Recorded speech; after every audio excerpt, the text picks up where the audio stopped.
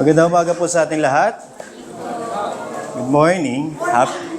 Happy Lord's Day.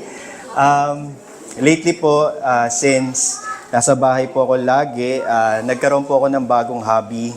And yun po yung astronomy. So, I would consider myself as a beginner astronomer. Wow. Wow lang. And there was a very special event that occurred last week that swept the entire, of course, marami po tayo sa mga forums and mga geeks and mga nerds. And that was I'm not sure if it is as equally as, I would say, popular as a total solar eclipse. Sino po dito ang nakakita na ng solar eclipse? Matanda na po kayo. Kasi sure po yun dahil 80s po nangyari yun sa ating bansa, and that was 88. And it occurred very long periods of time in between. Pero ang total solar is ganun po, pero yung total lunar eclipse is mas, yung period po of it happening is mas maikli. And just last week, there was a total lunar eclipse. And what marked that as a special event was, you will witness, full moon po nung last week, that was September 7, Lord's Day po yun, crossing September 8. And ang pinaka-mark po ng lunar eclipse was, when it is total, pagka yung pong moon is fully lit, kasi full moon, bigla po siya matatakpan ng shadow. And ang magtatakip po sa kanya, yung sun po ba o yung earth? Yung earth, hindi po yung solar, hindi po yung sun. So yung earth is tatakip po doon, yung kanyang shadow po doon sa moon, hanggang totally, magiging pula po yung moon. Kaya po ang tawag doon ay blood moon. And because marami pong scientists doon, and marami po, syempre sa UP po yun, mas marami meron po kasing planetarium sa UP, ang daming mga nag-witness ng event that was from 12 midnight to 2 a.m. Kaya lang sa Bacoor po, kasi kung doon po ako nakatira, bandang mga 1:30, nag-cloudy na po. So hindi ko na nakita yung actual na blood moon, yung pagre-reddening. And I was amazed pa rin dun sa understanding na, wow, I was alive, I was there, I was with my boys, ginising ko po sila si Eli, and we were able to witness the covering. And I was wondering, and it was correct, meron kaya magsasabi na naman sa Facebook, end of the world na. And true enough, meron. And ang kinote po na verse is yung pong verse natin ngayong Lord's Day morning. And the quote was, the reddening of the moon, or the bloodening of the moon. And I realized, for every event na lang talaga, for every generation, for every Christian, lahat na lang yata na meron kang maririnig na cosmic event, either or meron kang maririnig na issue sa famine or pandemic, or meron kang maririnig na rumors of war, abatan mo, may magsasabi, end of the world na. Maganda na tayong lahat. Mag-repent na kayo mga kapatid, kasi darating na ang ating Panginoon. And just recently, there was a sad news, which I believe most of us must be aware of, is that there was a political assassination of one of the most outspoken Christian, conservative Christian kasi sa online world po, sikat po siya. Not sure, kilala niyo po ba siya, si Charlie Kirk? O kung hindi niyo po siya kilala, matanda na rin po kayo. Okay, kasi yung may kilala na sure ako, mga Gen Z.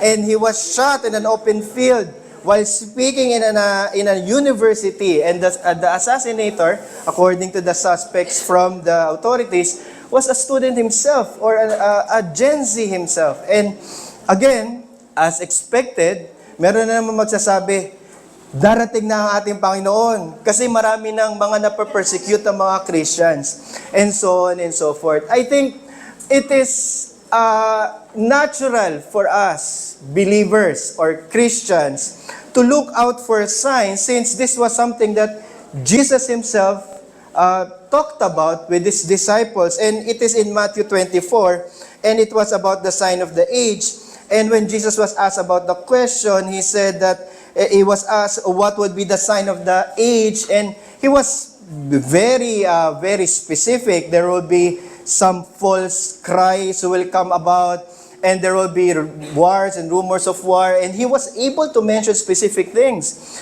And I believe most of us, or not naman siguro all, but most of us missed what Jesus was trying to point out during that period of time where he was asked about the sign of the age. Because the true sign of the age, which we will actually ask about and we will be understanding this Lord's Day morning from our text in Revelation 6, is that when we are talking about the sign of the age, there is only one sign na lang.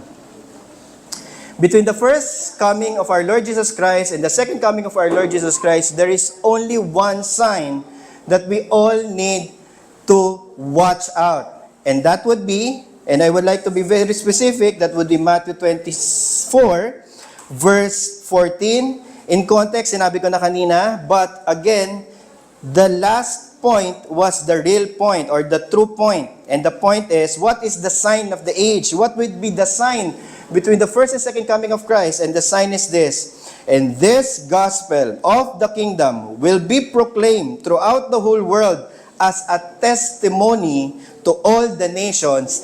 And, yun po yung sign. Kumbaga, the sign will always be prior to the actual event. The sign would be the proclamation of the gospel. And ang sabi ni Jesus, and we can put this into the bank, kumbaga, we can trust this as the very words of the divine person himself, saying, the testimony would be this, that the kingdom of the gospel of the kingdom will be preached to all the nations, and then the end will come. And that's it, mga kapatid.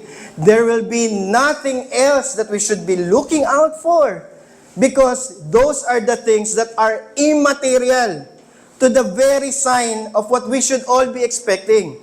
For us believers, what we all want, what we all desire, what we all minister to, is that the gospel will be preached to all nations, because that would be the sign for all of us that when it is all said and done, the end will come. However, of course, we still live in this world, and Jesus understands that. And John understood also the very importance of us worrying about all these things. So, in this portion of Revelation 6, we already heard that Jesus was the Lamb, the slain Lamb, who was lalabas worthy to sit at the right hand of the throne of the Father in Revelation 5. Tama po ba? Natatandaan niyo pa po ba? And that point, lalabas, there was a seal that needs to be opened. Okay? So imagine natin, okay, this is already the first coming of Christ when He ascended, and then the session began, meaning His rule and reign began. And what do you think would be the act of Jesus Himself when He is enthroned? Minsan kasi iniisip natin, since si Jesus ay God, bumaba siya. Pagbalik niya sa langit, God na ulit siya, para siyang nawala lang, parang bula. No. Apparently, that is the popular narrative, and that's how much what we most understand. However, the reality is bigger than that. When Jesus Himself, being God, divine person, now that He has a human form, with Him, He rules and reigns in the heavens, He is not anymore going to be silent. He no longer be not anymore humiliated. Kasi nung nandito siya sa lupa, humiliated yung form niya. Pero pagdating po sa langit, glorified na po siya eh. He is the true king. He is the true leader who rules and reigns in the church. But at the same time, He rules and reigns in the world.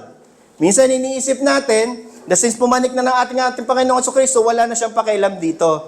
Hindi po. The greater reality is this: the fact that there was a seal that was open. The seal was a sign for all of us that Jesus is now going to be putting down temporal judgment into the world. Pastor, He will be judging the world temporarily? Yes. Iniisip kasi natin, pacifist po ang ating Panginoon Jesucristo. Ano pong ibig sabihin? Hindi siya nagdadala ng sword, wala siyang pakialam sa mundo, ang ginagawa lang niya, siya lang ay nangangaral ng mabuting balita. Katulad ng kung paano natin naiintindihan yung ministeryo natin.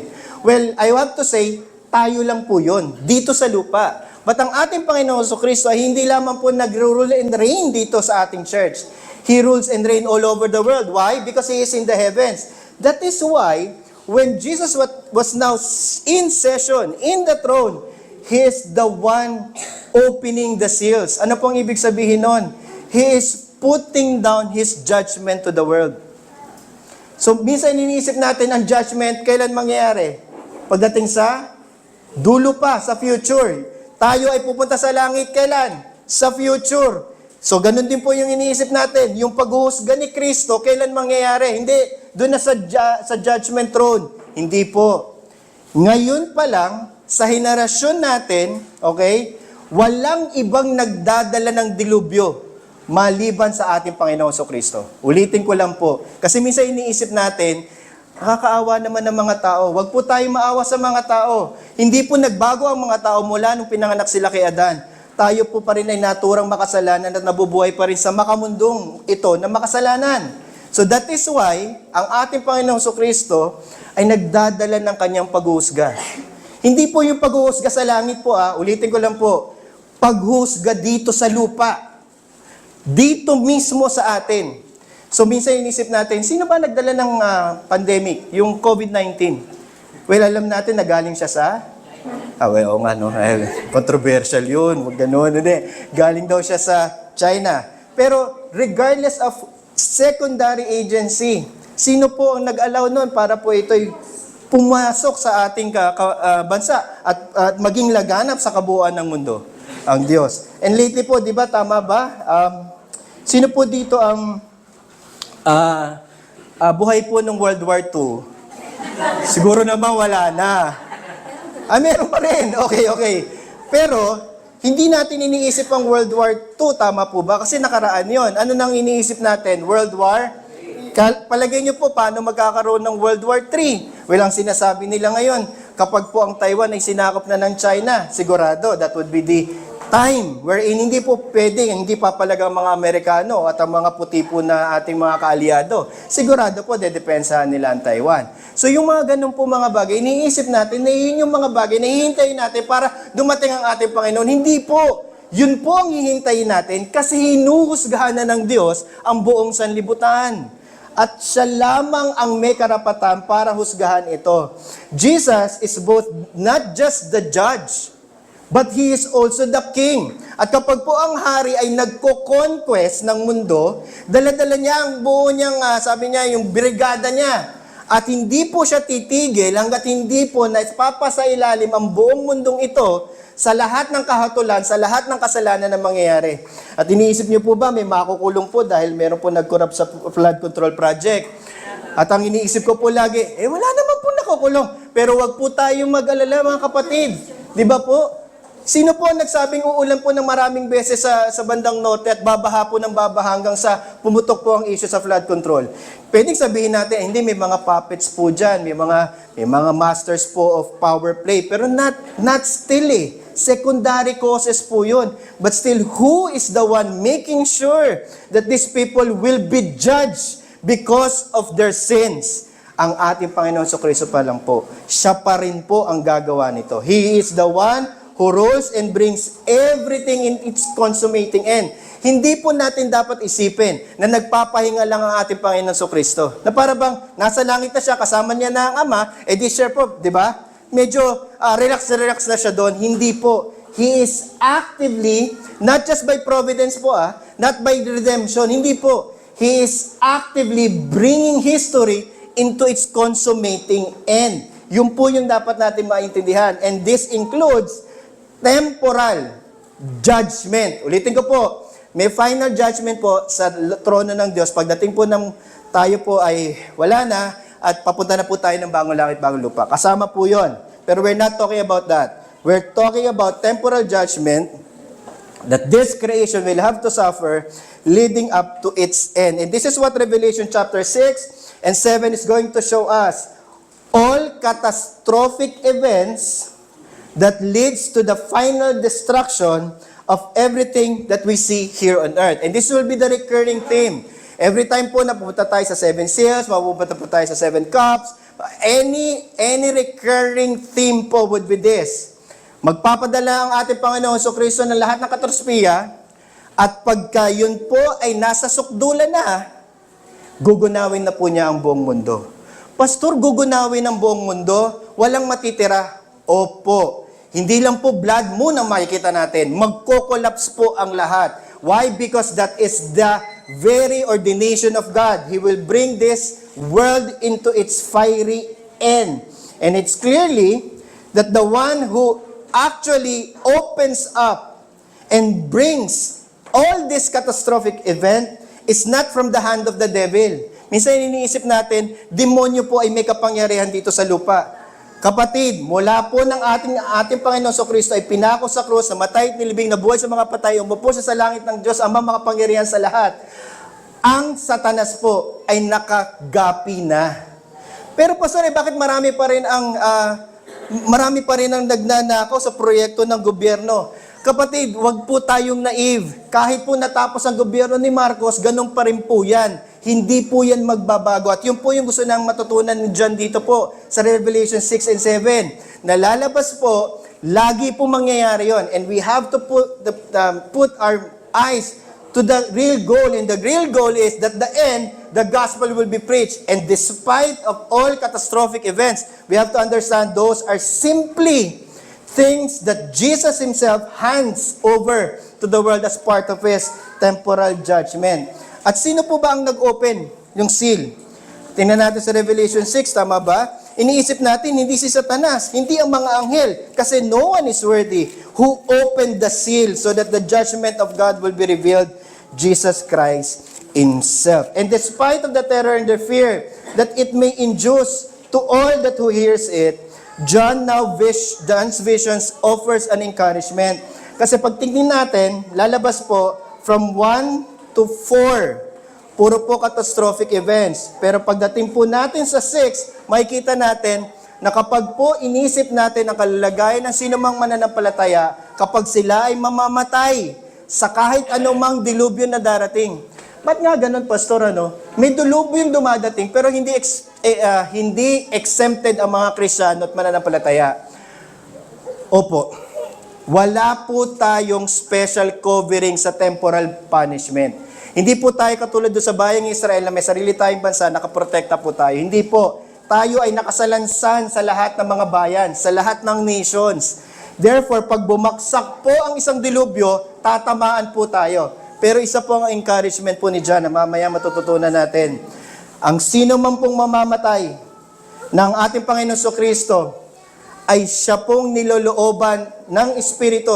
Ang taong ito ay pupunta agad sa langit. At yun po yung garantiya at mamaya po aaralin natin yan. E pagdating po sa 6th seal, destruction po of the world, and pagdating po sa 7th seal, makikita po natin, and that would be the end. And 7 po yung seals. We'll discuss the 4. We'll discuss 5. Abot po tayo sa 5. Ibibitin ko po yung 6 kasi that would be the final destruction of the world. And then, pupunta po ako doon sa second and third point. So, our 3 points would be the 7 seals, the 144,000, and the great multitude. And doon po natin siya titignan. And lalabas po, medyo mahaba po ito para italakayin ko ng isang upuan. Membership class pa po tayo mamaya. So I'd rather po na puputulin ko lang po hanggang 5th seal. Okay? And then we'll continue with the encouragement until Lord willing makita po tayo ulit next Lord's Day. So it will come into 2 parts, mga kapatid. And before we proceed and before we go and delve to the Word of God, let's close our eyes and let us pray. So God the Father, God the Son, and God the Holy Spirit, you alone are wise, powerful, holy, just, good, and true. You deserve all our praise and gratitude. Thank you for all the provisions in our life. We'll come to you for all our needs and acknowledge our dependence in everything that we do. You are the source of our being, existence, and action, and we pray for you to bless the work of our hands, the fruit of our labor, specifically the preaching that is happening this moment. Demonstrate it as a demonstration of your love for us and our love for our neighbors. Forgive us, O Lord, of our transgression. We repent of our sins. Cleanse us with the blood of Jesus Christ. Holy Spirit, continue to sanctify us with your word and enable us to receive it with faith. And all this we ask in the name of our Lord and our Savior, our ruler, our judge, Jesus Christ himself. Amen. So, let us proceed. 7 Seals po, chapter 6. And I'll be reading it. And I have some time to annotate, meaning I'll comment from time to time. So now I watched the Lamb open one of the seals. So who opened the seal? Not the angel, not the devil, not anyone surrounding him. Only the Lamb. And the Lamb is our Lord Jesus Christ. And I heard one of the 4 living creatures with a voice like a thunder, meaning those who are surrounding him, come and look and behold a white horse. Di ba naiinom po yun? White horse. White horse. And white horse po yung unang sign. So, unang seal. So, yun na po yun. White horse. And the rider had a bow, meaning, lalabas, merong war or military, symbolism. And a crown was given to him, and he came out conquering and to conquer. Mamaya po na lang natin isummarize, but the very idea is this rider, this seal that was opened by our Lord Jesus Christ, ang general idea, pag sinabi mong conquer, hindi lang siya sa isang specific place and time, but meron siyang impact nationwide, meron siyang impact worldwide, may impact siya sa lahat ng mga tao. Okay? Kasi may conquering sense. Kapag sinabing conquering, hindi tumitigil sa isang lugar. Ang Roman Empire po was an empire conquering all the world. Tama po ba? So yun yung general idea po dito. And next, and when he opened the second seal, I heard a second living creature say, come, and out came another horse. So dalawa na po yung horse. Horse, a bright red. Kanina white, ngayon pula. And its rider, yung naka-ride doon sa horse. Minsan iniisip natin, may significance ba yung redness ng horse, ng whiteness ng horse? Iniisip natin, merong animals sa langit dahil meron ng kabayo. No, it's symbolism of military conquest. So, ibig sabihin, it is about power, authority, and the ability to put all these things into the world. So, that's why there's horse. Pero yung rider, isipin natin, baka nangyayari, merong specific angels doon. Actually, hindi. It's really symbolic. And ang symbolism would be, again, double symbolism kasi, pero bottom line, ang nag-open ng seal si Jesus, therefore, ang nag-command doon sa rider is si Jesus himself. Regardless kung sino yun o ano yun. Okay? Basta si Jesus pa rin na nagpadala. Okay. So, its rider was permitted to what? To take peace from earth. Therefore, one is implied. Peace is promised.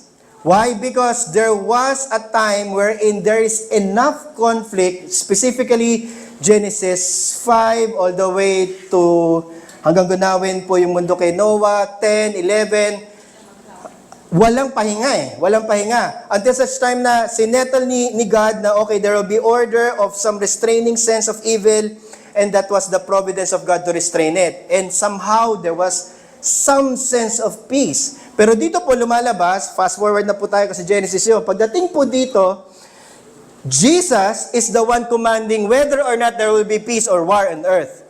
Okay? So sino po in a sense, ultimately, sino po ang nag-permit na magkaroon po ng World War I, World War II? Ang ating Panginoong Diyos, ang ating Panginoong Kristo pa rin po. Okay? So lalabas dito so that people should slay one another, and he was given a great sword. So nagkaroon po ng war. And then he opened the third seal. And I heard the third living creature say, come. And I looked, behold. So red, white, red, and ngayon naman, black. Okay, and its rider had a pair of scales on his hand. And I heard what seemed to be a voice in the midst of the 4 living creatures saying, a quart of wheat for a denarius, a 3 quarts of barley for a denarius, do not harm the oil and wine. It means it has something to do with economy, something to do with food and security, something that would enable us to live, at least kahit papano here on earth. It is implied also that there was a time of famine, but there is also a time of fortune, meaning prosperity. And who do you think allows that? Hindi lang po yung tao, hindi lang po yung mga pawn dito, kings and warriors and presidents and ministers. Hindi po. Ang ating Panginoong Jesucristo pa rin po. And the fourth seal. Ito na po yung fourth. And I heard the voice of the living creature and say, "Come." And I looked, and behold, a pale horse. So, pale, meaning maputla. And the rider's name was Death, and Hades followed him. Iisipin natin, si Satanas to. Lalabas hindi rin po. Kasi sino po ba ang naglalagay ng kaluluwa sa impyerno? Si Satanas po ba? Ang sagot ko po, hindi. Paano dadalhin ni Satanas yung sarili niya? At ang kanyang mga kapwa kademonyuhan o demonyo, hindi po. Ang mga fallen angels na to, ang ating Panginoong Diyos ang nagdadala sa kanila. At dito po lumalabas, only Jesus has the keys to the death and Hades. So siya rin po ito. And we're given the authority, and this is what is painful here. He was given the authority over a fourth of the earth. So pag sinabi nating 4 na bahagi, ibig sabihin ba, kung let's say may 1 billion population po tayo, which is alam ko hindi naman, exceeding na tayo sa 1B. O let's say lang assuming 1B. So ano pong 1/4 ng 1B? 1/4, kasi 250, mga 250. Tama? Million. Parang hatian lang din po, no? 250 kanya, 250 dito, 1/4 akin, 25%. So lalabas po, ganoon, parang, okay, lalabas po, hindi. 1/4 is merely symbolic, ibig sabihin lang, hindi kabuuan ng mundo ang namatay, may mga namatay pa rin, significant pa rin yung number. Okay? So regardless kung ano po yon, kahit po na nagka-World War II, marami po ang namatay, pero you have to understand, marami rin po ang nabuhay. So pag nagkaroon po ng World War II, ano po ang pakiramdam natin? Lahat po tayo mamamatay at gugunawin ang mundo. Hindi po. Ang sinasabi po dito, kapag po gunawan na ng mundo, lahat tayo patay. Wala pong maliligtas doon. Pero kung war lang po ang usapin, hindi naman po ibig sabihin lahat mamamatay. Kung famine lang din po ang usapin, hindi din lahat mamamatay. May mga mamamatay, okay? At lahat ba ng mga mamamatay doon, hindi mananampalataya? Hindi po. Kasama po tayong mananampalataya. Pati ang church member, opo. Wala pong exempted, wala. Kasama tayo doon. Pero ang ibig sabihin lang, kapag namatay tayo, pupunta tayo ng langit at yun po yung sa fifth seal. Pero mamaya pa po yun. So, yun na po yun. And then fifth seal. And he opened the fifth seal, and I saw under the altar of souls. Doon po maliwanag na. Doon sa altar, hindi po mga tao yon na may mga physical body. Imposible yon. Patay na sila eh. Ang katawan nila pupunta sa lupa. So yung nandoon ay psyche o kaluluwa of those who had been slain for the word of God. Meaning mga martyrs. Meaning, sabihin mga santo lang to. Lately daw merong kinanonize na saint po, yung millennial saint. Palitan niyo po ba yun? Hindi lang po siya ang nandoon. Sure ako na ang nandun ay lahat ng mga mananampalataya na nagsasabi na ang ating Panginoon Jesucristo ang nagugas sa kanilang mga kasalanan. And for the witness they had borne, and they cried out a loud voice, O sovereign Lord, how true and holy, how long before you will judge and avenge our blood of those who dwell on earth. And until they, and then they were given a white robe. Ibig sabihin, nandun sila sa langit, na martyr sila sa faith, pero there was a temporary blessing that was given to them. Temporary blessing, opo. Mga kapatid, wala pong purgatorio. Ibig sabihin, walang halfway house. Kapag namatay ka, either pupunta ka sa langit o pupunta ka sa impyerno. Ang sabi kasi ng purgatorio, kung pumunta ka man sa, hindi ka man lang pa nakapunta sa langit, pwede ka pa mag-alay ng kahit ano para makarating sa langit. At yun po yung purgatorio. Kaya lang iniisip ng karamihan, walang temporary place. Meaning, walang intermediate state between us dying and us being in the new heavens and the new earth. Hindi po. Kasi inisip natin walang purgatorio, ibig sabihin walang temporary state. Hindi po. May intermediate temporary state, langit at lupa. Pero walang purgatorio. Hindi ka makakalipat doon. Settle na, langit o impyerno ang punta. Pero dito lumalabas, nasa langit sila, sila yung mga kaluluwa, at nung nasa langit sila, may temporaring blessing sila na nare-receive. Ano po yon? A white robe. to hold to rest a little longer until the number of their fellow servants and their brothers should be complete. Ano ibig sabihin nun? Hanggang ang huling bilang ng mga elect ay naroon na sa langit. Okay? That's the number of the elect. Yung mamaya, next doorstep, next. Yung po yung 144,000. The number, the whole number of elect should be complete. And who were to be killed as themselves have been. So ibig sabihin lahat ng mga mamamartyr sa faith. So in short, ito yung mga tao na hindi mamamatay by old age or sa ospital. Ito yung mga tao na sapagkat si Kristo ay nagdala ng dilubyo sa kabuuan ng sanlibutan. Minsan inisip natin, tama ba na magdala ng dilubyo si Kristo sa buong sanlibutan? Opo, makasalanan po itong sanlibutan ito eh. So ibig sabihin, kung hindi niya ito gagawin, hindi ito malilinis. Actually, yun po ang big difference between the New Testament and the Old. Kasi dito, worldwide po, nagkakaroon ng restraining order. Alam niyo po, one way or the other, mahalaga po na demokratiko po ang ating bansa. Bakit? Sapagkat kung may nangungurap pong presidente, okay, may Senado po at may Kongreso na pwede pong na mag-checks and balance sa kanila. Pag nangungurap po ang mga kongresista, meron pong Senado, at meron pong presidente na pwede pong mag-check and balance sa kanila. Paano po, Pastor, pagka yung congressman, saka yung senador, at saka yung presidente nangungurap? Papaano na po tayo? Yun po yung beauty of democracy, mga kapatid. The beauty of democracy is that the elite does not have the power. The people has the power. Okay? Hindi ko po kayo ini-incite to sedition. Hindi ko rin po sinasabi na mag-edge sa revolution na po tayo. Ang sinasabi ko lang po, nandoon po sa sistema natin na kung may corrupt po, pwede natin pong i-check and balance at kasama po ang buong citizenship ng ating bansa. Pero dito po lumalabas, pag sinabi natin gugunawin ang mundo, hindi pa po. Ang sinasabi lang po dito, hinuhusgahan ng Diyos ang lahat ng mga bagay dito sa lupa and primarily yung mga taong mga nagnanakaw, sakim sa kanilang mga gawain, sa ikakabaksak ng mga tao sa paligid nila. Kasi alam niyo po, who will protect us? Tama po ba? Palagay niyo po ba ay meron pong Superman na darating mula po sa, sino po? Superman? Oo, na darating po na mula po sa Krypton para po tayo iligtas? Hindi po. Ang ating Panginoon Kristo po ang gumagawa nun. He is the one restraining everything. So in the end of this chapter po, pag inisip natin, there was a rhetorical question. End of the chapter, meaning chapter 6 po. And calling to the mountains and rocks, it was quoted, "Fall on us, hide us from the face of Him." Kasi sa 6th seal na po ito eh. "Who is seated on the throne and on the wrath of the Lamb." Kaninong wrath? Hindi po dun sa wrath ng mga tao, hindi wrath ng mga demonyo. No, it is the wrath of the Lamb. Okay? "For the great of the day of their wrath has come." And ang rhetorical question po, pag sinabi natin rhetorical question, it's a question that the reader must know the answer to. Kaya siya rhetorical. Meaning, hindi mo itatanong yung isang tanong, alam naman na pala ang sagot. So, dalabas, yes. Kaya mo tinatanong kasi the audience knows already the answer. So, alam niyo po ba yung sagot? Okay. Opo, alam namin.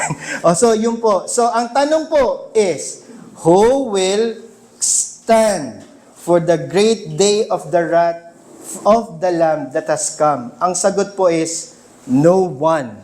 Not even one soul. Kaya po minsan iniisip nyo, may mga tao po na sobrang kakapala po ng mukha nila, sa kahirapan po ng iba, ay kinakapitalista po nila yung sarili nila para po sa ikaka-advance nila. Huwag po kayong mag-alala, kapatid. Huwag po kayong mag-alala. Hindi po nakapikit ang mata ng Diyos. Kung tingin nila hindi sila mahuhuli o sa tingin nila ay sobra silang makapangyarihan, huwag po kayong maniwala, kapatid. Wala pong nakaupo sa trono maliban ng ating Panginoon Kristo at hindi po siya bulag. Hindi po siya si Lady Justice na nakapiring ang mata. Hindi po. Dilat po ang kanyang mata. At alam niya kung sino po ang kailangan pong parusahan. And ito po yun. Wala pong makaliligtas. Since the fall of man, all of creation has always been rebelling and opposing the will of God.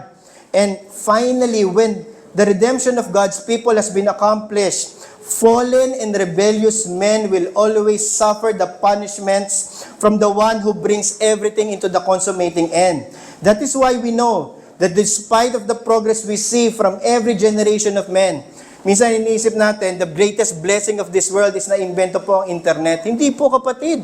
May mga tao pong nabuhay walang internet, mas prosperous pa po sila sa atin. Pero iniisip natin, for everything that every man has established and invented, yun po yung magbibigay sa atin ng progress. Mali po. Hindi po yun na nagbibigay ng progreso. Because we know that every progress that we see, God will always bring them down for His judgment and will always put an end to man's rebellion, and it will end terrifyingly for all of them.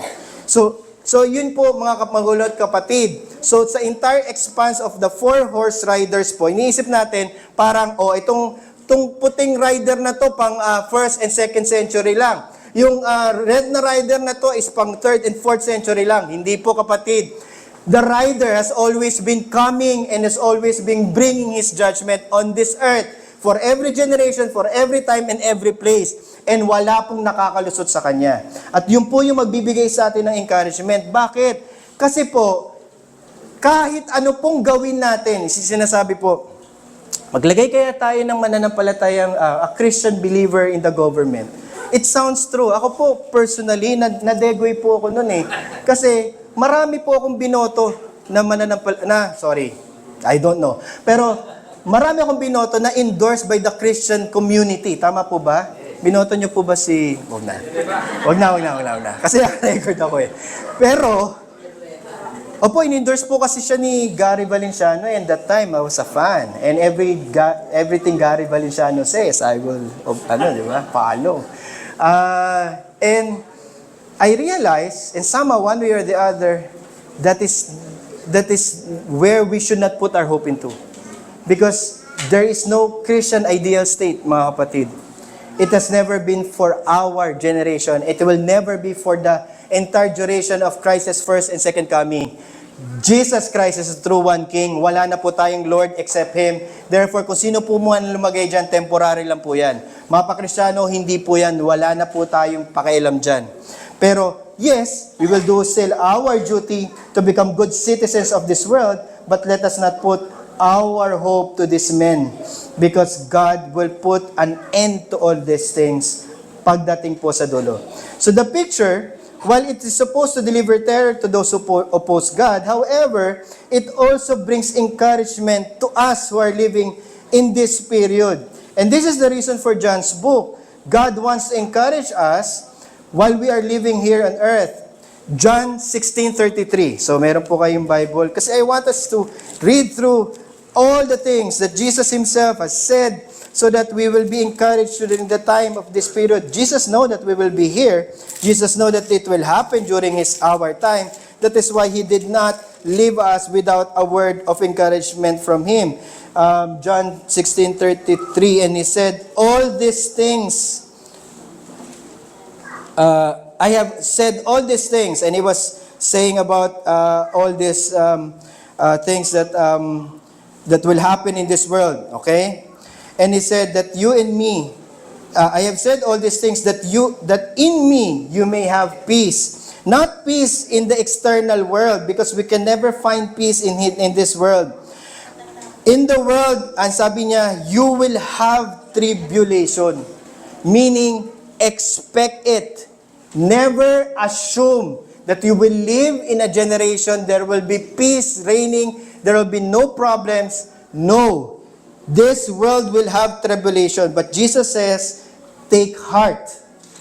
Bago pa po siya mamatay nito, take heart, I have overcome the world. And yung I have overcome is past perfected verb. Meaning, something na ginagawa niya na during the time, and He will continue until such time that He will bring everything in a consummating end. Hindi lang kasi naintindihan ng mga disipulo to this time because they were thinking not beyond what Jesus was saying, but as we understand that Jesus has always been the one ruling and reigning, and He will put everything into end. And even though there will be tribulation, we will be encouraged.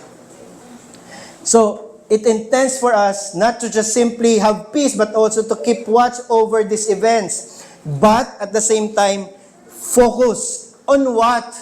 What would be the general command or the exhortation for us until the time that Jesus comes back again. Perseverance, mga kapatid. Wala na pong iba.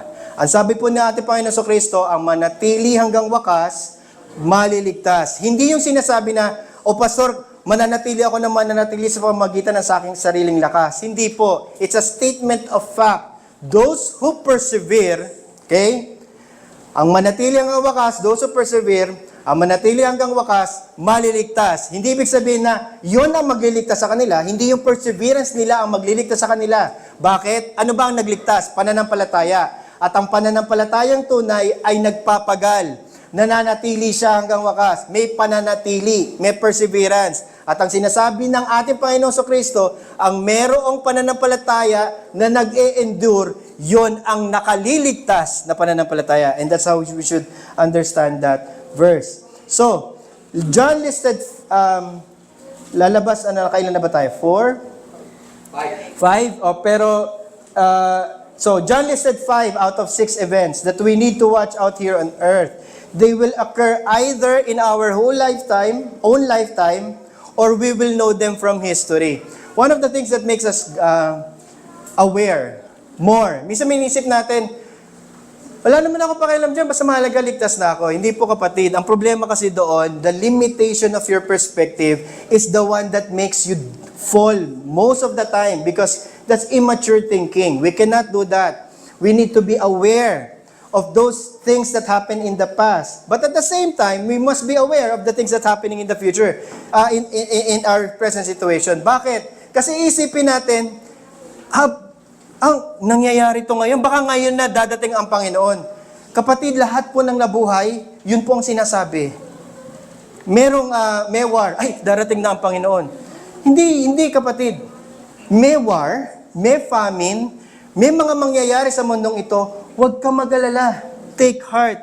Jesus says, I have overcome the world.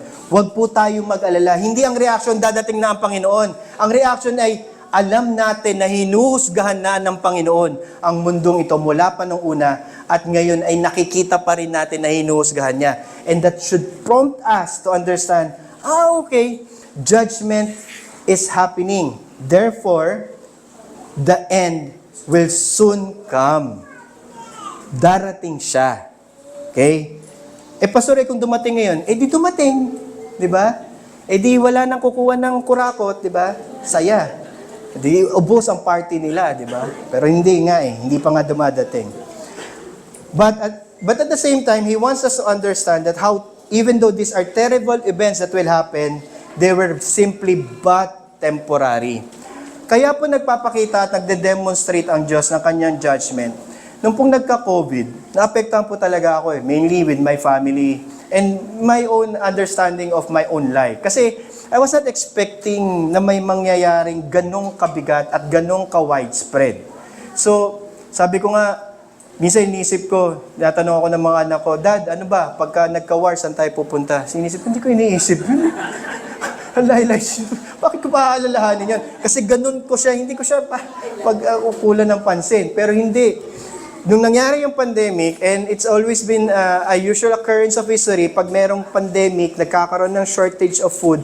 Pag nagkakaroon ng shortage of food, magkakaroon ng angry people. Pag nagkaroon ng angry people, magkaka-war. Anyway, it always cycles. Umuulit-ulit lang po yan. So lumalabas, ganun din po yung nangyayari sa akin ng mga ito. Pero, doon ko naisip na may mga tao pala na mananampalataya na ang pag-asa nila ay doon mo napansin actually. Kasi doon mo makikita kapag ka nagkadilubyo, itong mananampalataya ba ito ay tunay na mananampalataya? Doon mo makikita na ang pag-asa nila ay nandun sa basta maayos ang buhay. Pero kapag hindi na maayos ang buhay, nasa ang pag-asa nila, doon mo masusubukan. But at the same time, sa mga di mananampalataya, doon ko naman din nakita na ganun pala kagrabe din pag hinusgahan ng Diyos ang sanlibutan. Pero yun ay temporary lamang. Yun po yung gusto kong makita natin Imagine, temporary lang yun. Nagka-World War, milyon-milyon po ang namatay. So sa tingin niyo po, pag po nagkaroon ng judgment sa throne, sa heavenly throne, sino po ang iiyak doon? At sino po ang hindi mai-expect na sila pupunta ng impyerno? And that's the heaviness of the judgment that God has imposed and He will continue to do, and it makes us understand that this world will come to an end, kapatid. This world will come to an end. Where is your hope? Where is your hope? Saan nakalagay ang pag-asa mo? Nakapag-asa ka ba dito sa lupa o nakapag-asa ka dun sa mga bagay na hindi nakikita? So the fourth horsemen of the apocalypse may have something that we encountered already or may be experienced by our generation. But next week, the sixth event, it's something that none of us has experienced. So yun po kasi yung clincher eh. So sa lahat po ng repetitiveness or pattern, 1, 2, 3, 4, 5, pagdating kasi sa 6, Pastor, bakit 6? Kasi 6 day off? Oh, yun, rhetoric po yun. 6 days off? 6 days ang? Wala pong ibang 6 days. 6 days ang creation, tama po ba? So kaya po 6 days yun. Symbolic po yun. Ibig sabihin, Friday na. Okay? Hindi. 6 day would be Saturday na.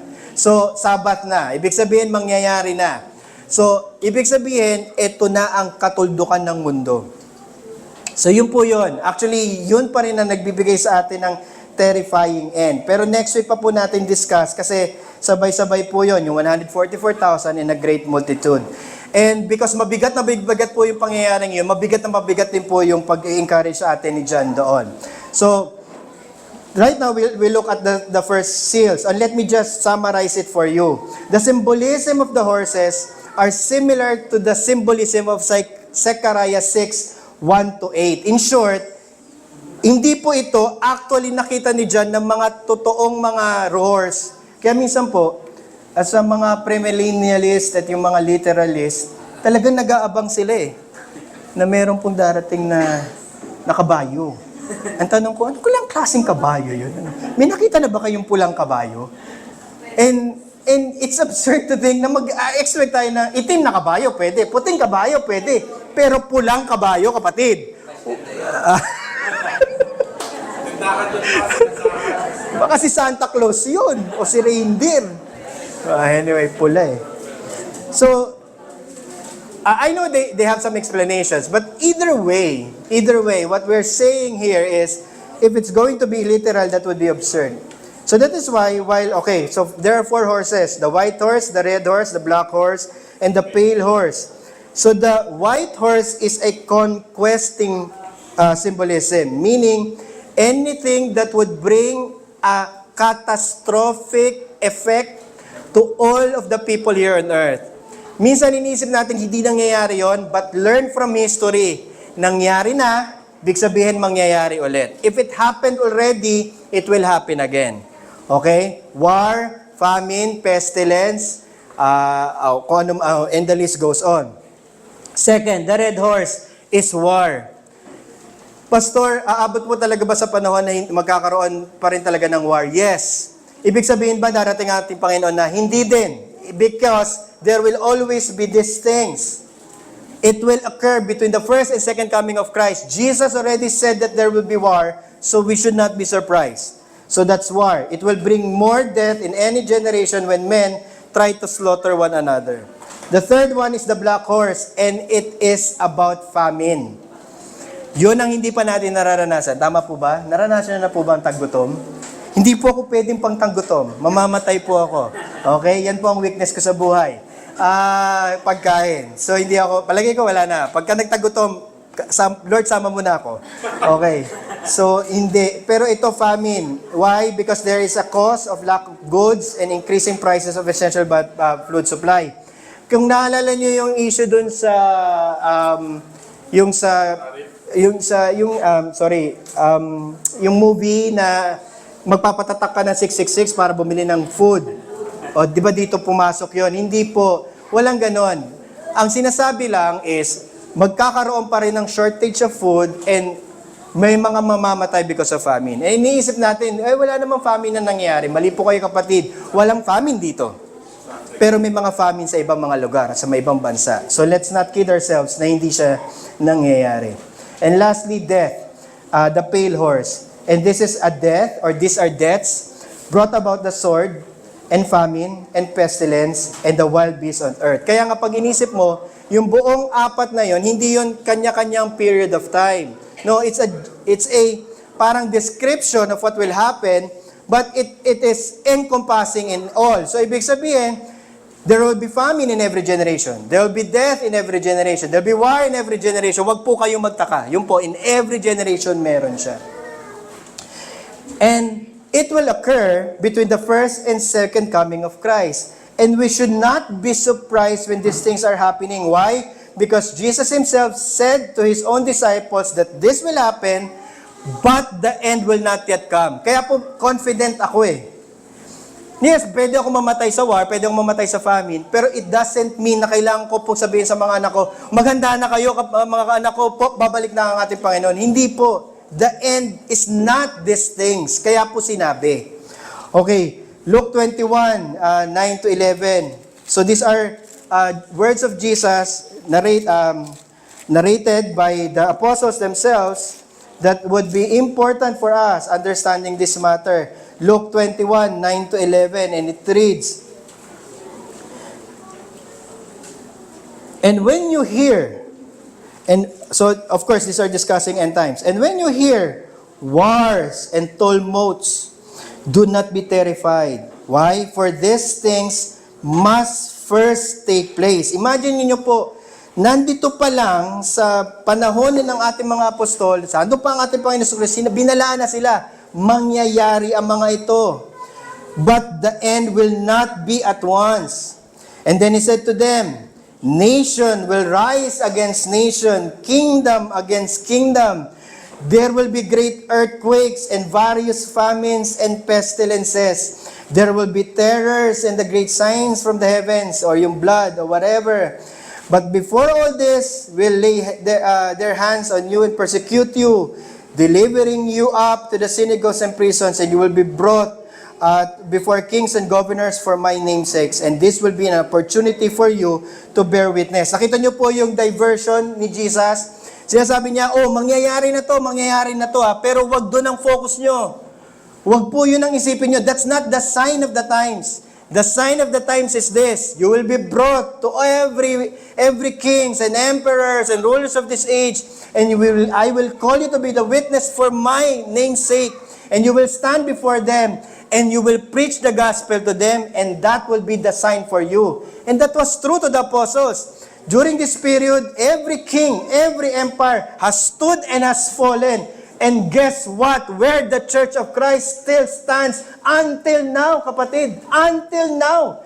And hindi ba yun isang bagay na nagbibigay ng testimony sa ating lahat ng katotohanan ng salita ng Diyos, katotohanan ng salita ni Kristo? Minsan iniisip natin kasi we have our own problems here on this church. I understand that. That's something that we should all face. But let us have a grander picture and vision of this world. Because at the end of the day, the very fact that you are still hearing this preaching until now meant that Jesus' words are true. That the sign of the time will always be the preaching of this gospel. And let me ask you, is the gospel still being preached? And sagot is yes. And because the gospel is still being preached, we have not yet attained the end. Nakuha niyo po ba? Because that would be the only sign. The only sign. The gospel of this kingdom will be preached, and that will be the end for all of us. So instead of plunging ourselves into despair and hopelessness, hindi na natin alam kung ano mangyayari sa church na to pagkatapos ng ilang taon. Well, ako po tanungin nyo, hindi ko din alam. I wouldn't know. I have no hand on it. But one thing is for sure. Jesus wants us to be encouraged. But not a hair on your head will perish, but by your endurance, you will gain your lives. Ibig sabihin, magpapatuloy po kapatid, at hindi po titigil ang church. Kasi po ako sa pastor, I'm very pessimist for all the things that I've went through, witnessed, and seen. The situation in America is that's very gloomy. The very person that was shot was not even holding a gun when he was shot. He was not even saying things that are, I would say, violates any human rights. If you think about it, he was just simply expressing opinions based on what we know and learn as Christians ourselves from Scripture. And yet he was gunned down like a deer, like an animal. And that was supposed to be America. The United States of America, where freedom reigns and religious freedom is actually where it all started. And yet it happened. And it will give us some sense of reality check. Am I courageous enough to do that? But what is the scripture saying? Yes. Because that would be the task at hand. That no one will be able to put us down. And if, let's say, death will be upon us, yun po yung message eh. And anyway, kadikit pa naman po yung sa susunod. Even if, let's say, death will come upon us, the very task at hand is this: you stand your ground. Minsan iniisip ko po, yes, let's say there will be war. So mag-underground po ang church. Wala naman pong iba eh.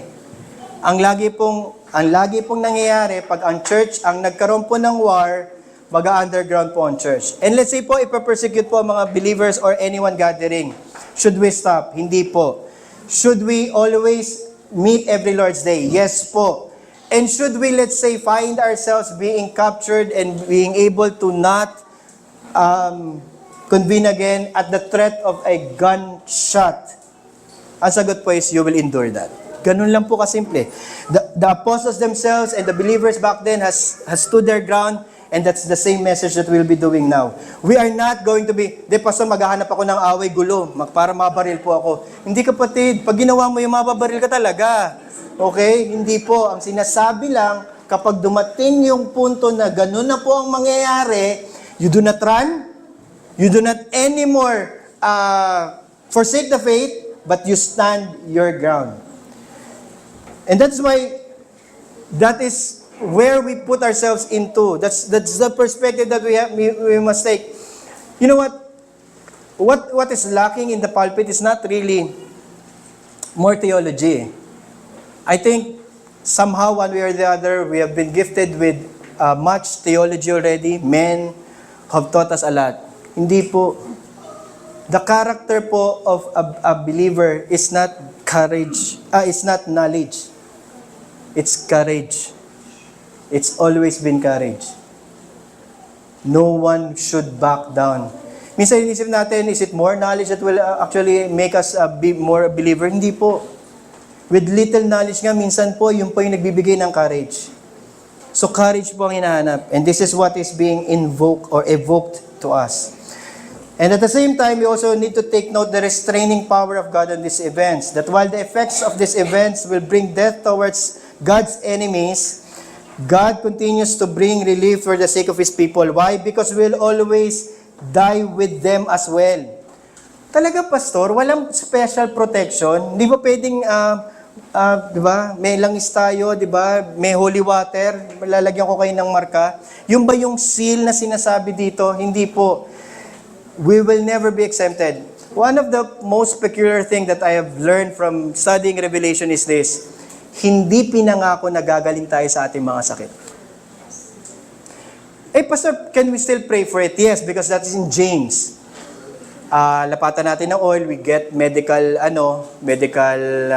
lapatan tayo ng medical. Sabihin, we can go to hospitals, that's allowed. Pero He never promised. Alam niyo po yung naglalaro po ba kayo ng mga games? Di ba yung may mga medicine po na nilalaro? Ay, hindi kayo naglalaro ng games. O yung mga naglalaro ng games, naiintindihan nila. Yung pagka nakipag-espedahan ka, tapos tatamaan ka ng sword, kapag kailangan mo ng medicine, kukuha ka lang ng parang potion, iinom-inom ka. Iniisip natin, ganun po ang buhay Kristiyano eh. Kailangan lang natin ng konting strength. Hindi po. Wala din tayong exemption doon. We will die of the same things that these people under God's wrath will die with. No one is exempted. But we can be encouraged. Why? Because in the fifth seal, what has been revealed to us is in the heaven. So, anong nangyari? So, yung first 4 seals dito sa lupa na nangyayari. Pagdating sa fifth seal, dinala ulit si John sa langit. Bakit? Galing siya sa langit, di ba? Pero sabi sa kanya kasi, come. So, every time na sabing come, hindi siya nananatili sa langit, bumababa siya. Ibig sabihin, tinitingnan yung sitwasyon dito sa lupa. Akala ko, Pastor, hindi siya nagpunta sa future. Hindi siya nagpunta sa future, nagpunta siya sa langit from the perspective of langit. Kung ano man yung nangyayari, nakita niya yon. It can happen na during his time, it can happen in the future, pero I think it happened during his time. So famine, war, pestilence, nangyayari naman po kay John yon. But at the same time, we can see na yung time na yon, na nasa langit na, bumalik on the fifth seal. Ano po ang special na nangyari? Everyone who died as a believer during this period goes directly to heaven. We will receive our rest of our souls. Kaya minsan iniisip ko po, lahat na lang yata ng matay dito sa atin, pagka merong, di ba, may libing, napaka-impolite naman na sabihin, hindi po siya pupunta sa langit. Tama po ba? Meron po nagpunta sa funeral service. Alam niyo po yung kapatid na to, pupunta po to sa impyerno. Wala naman, di ba? Kasi nagsa-service po ako sa batay. It's a funny thought in my mind. But anyway, of course, wala nagsasabi noon. Kaya lang, minsan, ang nangyayari, lahat na lang yata ng namatay, pumupunta ng langit. Napansin niyo po ba? May namatay po bang hindi sinabi pupunta ng langit, kapatid? Huwag po kayo magano. Lahat sila pumupunta ng langit. Magtataka ka, okay. Lahat sila. Kasi rest in peace, tama po ba? Rest in peace, rest in peace. Actually, no. Only true believers will truly have a rest in there. And that's what's being said here. If you have Christ here on earth, you have Christ there in heaven. There's no one else who will be able to give you comfort except the one who has been giving you comfort here when you read and hear His words. Because these are the same words that you will receive. They will receive eternal life, and this will be the reward of their salvation. Hear the encouraging words from Reverend Dennis Johnson, the one who wrote The Triumph of the Love, were heavily drawn out from this commentary. He said, as Christians, we see societies crumble and corrupt. Our response should not be a terrifying alarm or terrified alarm, as though our security are bound up with a fragile human network of law and order. But actually, it should be anticipation. Why? Because we know that the Lord is the one judging them, and He will soon come. It should be confidence. Why? Because even if we die now, today, we will go in heaven. And the Lamb is now at the throne, and we know that God's plan for history is firmly at hand. Let us hear the words as we end right now. So I'll end with an exhortation because next Thursday I want us to fully delve into okay, so what will happen kapag nandun na tayo sa end talaga? Okay, so this time we're not thinking about the end, we're thinking about living during the times. And what would be the encouragement? Let me direct you to Romans 8:31 to 39. Ito po yung favorite verse ng marami kasi laging sinasabi, all things work together for good. But that is not the encouragement there. That is not an encouraging. It's a statement. So it's a statement of facts. Pero the encouragement is from 31 to 39. And it reads, Paul is the one reading these things. And what then shall we say to these things? If God is for us, who can be against us? Meaning, even if, let's say, we suffer all these things, we know that God is the one who lives and rules and reigns in the heavens, the one who speaks to us and talks to us in His Word, the one who gives us His Spirit, therefore He dwells in us. And what we can say then, as a matter of perspective, He who did not spare His own Son, but gave Him up for all of us, will He not be also with Him graciously give us all things? Minsan ini-expect natin na nung na-receive natin yung redemption natin, ang gusto lang natin temporal blessing. Kapatid, wala na pong sa isa yung temporal blessing. All awaits for us are those glorious, permanent, eternal blessings in the heavens. But we have to understand that even if, let's say, we have gone through a lot of suffering, a lot of tribulation, a lot of things that may happen wrong in our lives, what stands true? Hindi nga niya ipinagkait sa iyo yung kanyang sariling anak nung ikay kailangang iligtas, i-convert sa faith and repentance. Hindi ka nga mananampalataya. Isa ka nga makasalanan eh. Kung pinabayaan ka nga ng Diyos, di sa impyerno na ang punta mo. Pero pag dito pinag-uusapan, hindi nga niya ginawa yun eh. Niligtas ka nga niya. At iisipin mo, hindi niya kayang ibigay sa iyo ang lahat ng pangangailangan mo dito sa lupa. Na kailangan kong umiyak, kailangan kang mang-awa sa sarili mo at sasabihin mo, hindi, wala na mangyayari sa buhay ko. Hindi. How much more can God do these things for you? But even if let's say He did not, ibig sabihin ba na wala kang maaasahang pag-asa sa buhay? Hindi po. Because dito po, pag tinignan natin, ang tanong po, rhetoric, Who shall bring charge against any elect? Kung tunay kang mananampalataya at ikay pinili ng Diyos, meron ba makakapagsabi na, hindi, yan, makasalanan pa rin naman yan, hindi yan pupunta ng langit, mula ngayon hanggang ikay mamatay. Hindi po. At sabi ni Paul, di ba ang Diyos ang nagja-justify? Is it not God who justifies? Sino ang pwede mag-condemn sa'yo? Hindi ba ang ating Panginoon Kristo ay namatay na? And more than that, was the one who raised, who is seated at the right hand, who is now interceding for us, meaning the greater reality that He now sits at the throne. Sino makapaghiwalay sa atin sa pagmamahal ni Kristo? Minsan inisip natin, yung pagmamahal na yon is something na hindi nangyayari, hindi totoo, kasi wala naman siya dito. Hindi po. Nasa langit siya eh.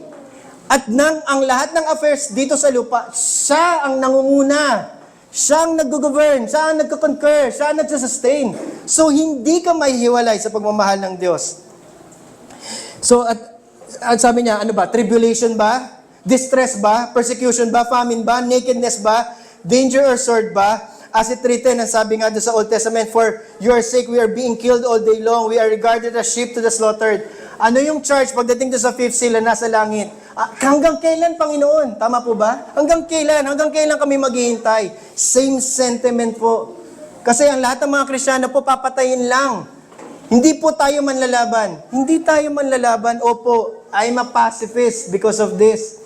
Hindi ko para, pangunahan po ang gobyernong ito, patayin ng mga tao dahil sa lahat ng mga gumagawa ng mali. Hindi po. Mangyayari yon.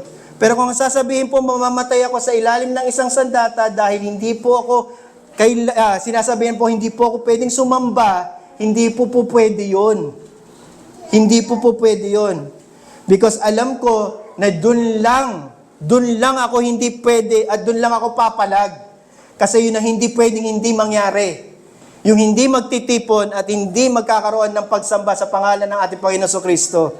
So kahit anong mangyari, haharapin po natin yan. Will be a sheep like slaughtered. Hindi lumaban yung mga Kristiyano, hindi sila lalaban.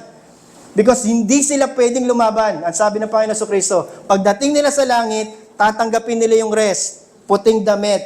Pero you have to understand, ang sabi ni Paul, no, in all these things, we are more than conquerors through Him who loved us. Actually, very tricky po yung more than conquerors. Bakit? Kasi conqueror na tayo supposedly. Tama po ba? Whoever is in Christ have conquered, Jesus conquered death for us. Tama? And we have already gained eternal life. When? Pag namatay ba ako at napunta ako sa langit? Hindi po. Eternal life does not begin in the future. Eternal life when you trusted Christ as your Lord and Savior. It begins now. A life eternal begins now. So in short, isipin natin, conqueror na eh. That is why you are now more than conquerors. Why? Because hindi ka na panglupa, kapatid. Ika'y panglangit na.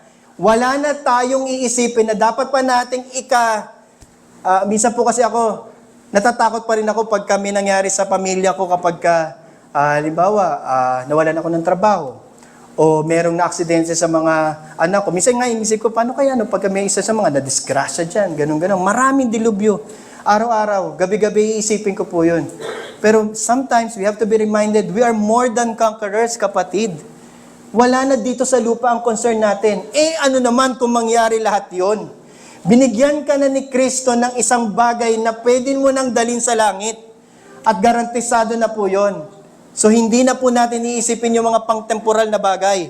At ang sasabihin na lang natin, mangyari ang dapat mangyari. Ang ating Panginoon Kristo ang naghahari, haharapin natin anuman ang bagay na mangyari dito sa lupa. Why? Because we are more than conquerors through Him who loved us. For I am sure, neither death, nor life, anghel man, rulers man, nor things present, nor things to come. Minsan ano man mangyari ngayon, ano man mangyari kinabukasan, nor height, nor depth, nor anything else in this creation will be able to separate us from the love of God in Christ Jesus. Why? Because once you died here with Christ, you will meet Him there. You will meet Christ there. And that is the guarantee. That is the fifth seal, mga kapatid. And that should encourage us, remind us, every Lord's Day, that when we gather, that is the mark that makes us believers.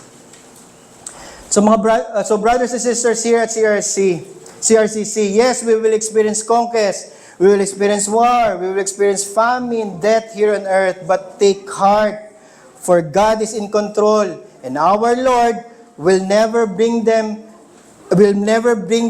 for our spiritual harm. Instead, they are testaments to His sovereignty and His power and rule for temporal judgment. Yes, we may perish in the hands of God's enemies, but in the end, we will be vindicated. Why? Because we will receive what we've been promised, eternal life. So let us take comfort from these words. Amen. May the Lord add His blessing upon the hearing and preaching of His word.